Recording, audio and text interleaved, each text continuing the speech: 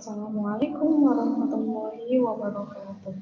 Baiklah, anak-anak kelas 7, marilah kita membahas masih di bab interaksi makhluk hidup dengan lingkungannya.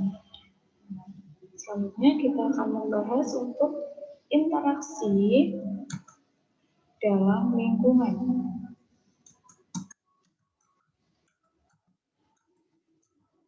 Ya, interaksi dalam ekosistem ya.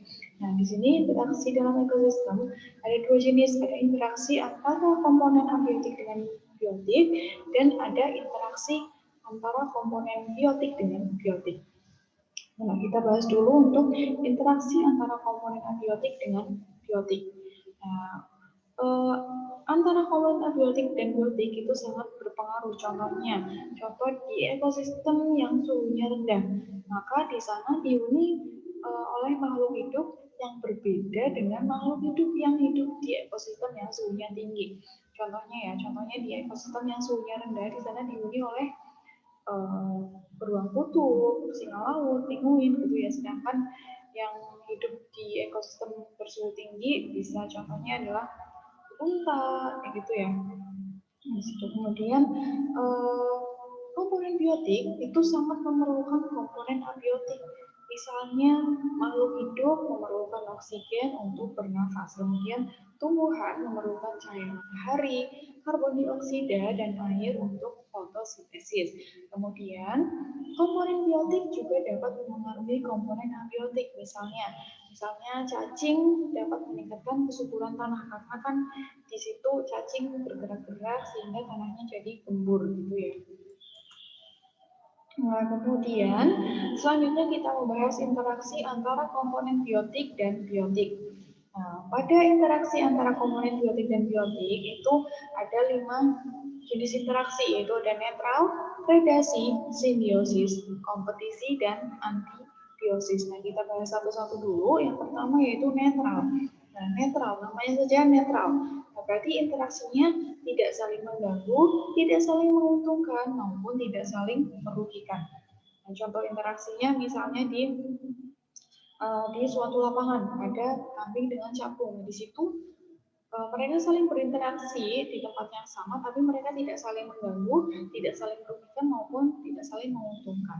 Contoh lain misalnya kupu-kupu dengan kucing. Kucing ada di depan halaman rumahmu, kemudian ada kupu-kupu masuk ke halaman rumah.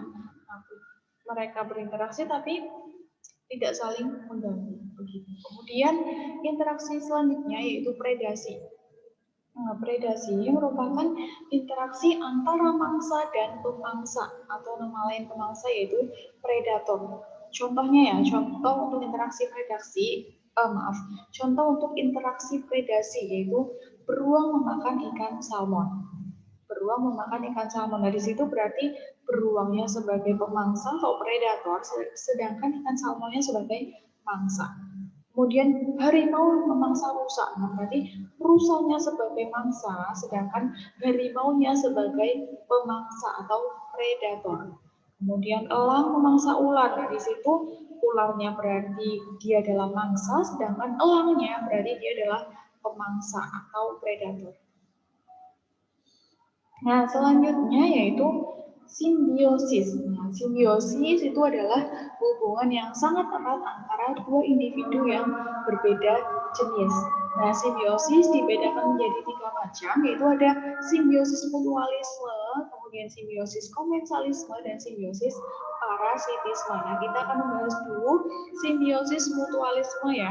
Simbiosis mutualisme itu hubungan yang sangat erat antara dua individu yang berbeda jenis yang saling menguntungkan, jadi sama-sama untung. Contohnya apa? Simbiosis kerbau dengan burung jalak dan simbiosis kupu-kupu dengan bunga. Nah, di sini kenapa saling menguntungkan? Saya jelaskan salah satunya ya. Misalnya simbiosis kerbau dengan burung jalak. Nah, di sini burung jalak yang mendapatkan keuntungan karena apa? Karena burung jalak memakan kutu-kutu dari si kerbau sehingga burung jalak memperoleh makanan, dia kenyang. Sedangkan si kerbau juga mendapatkan keuntungan karena apa? Karena tubuh kerbau jadi bersih, bebas dari kutu. Itu. Nah, selanjutnya yaitu simbiosis komensalisme. Nah, simbiosis komensalisme merupakan hubungan yang sangat erat antara dua individu yang berbeda jenis, di mana yang satu mendapat keuntungan sedangkan yang lainnya tidak mendapat keuntungan maupun kerugian. Begitu ya. Jangan kamu menjelaskan yang satu untung, yang satu tidak apa-apa. Nah, tidak apa-apa itu maksudnya gimana? Gitu. Nah, jawab yang lengkap.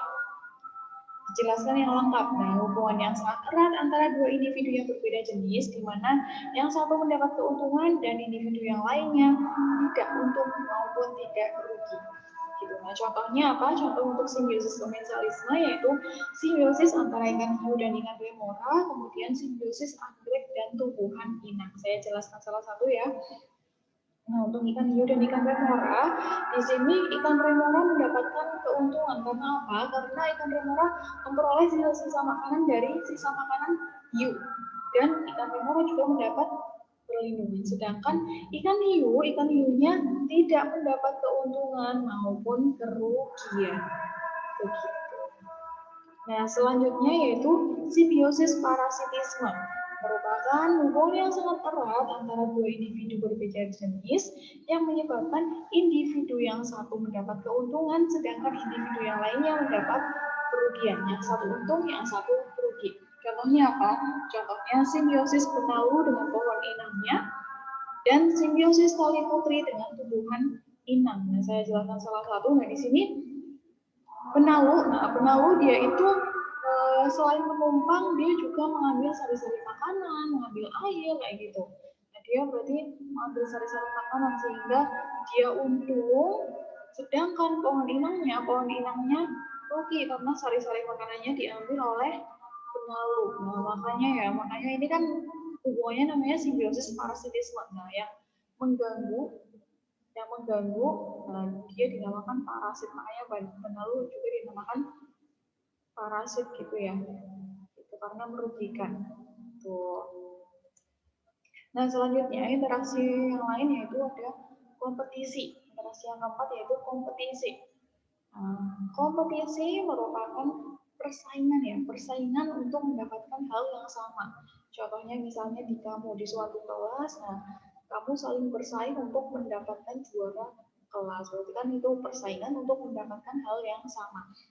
Nah, di sini contoh lainnya misalnya untuk mendapatkan makanan atau mendapatkan pasangan hidup begitu. Nah, contohnya kompetisi atau persaingan antara padi dan gulma. Nah, padi dan gulma saling berkompetisi untuk memperoleh zat hara. Itu kemudian kompetisi antara dua harimau jantan untuk merebutkan harimau betina itu juga termasuk interaksi kompetisi. Nah, selanjutnya interaksi antar komponen biotik selanjutnya yang kelima yaitu antibiosis. Nah, antibiosis itu apa?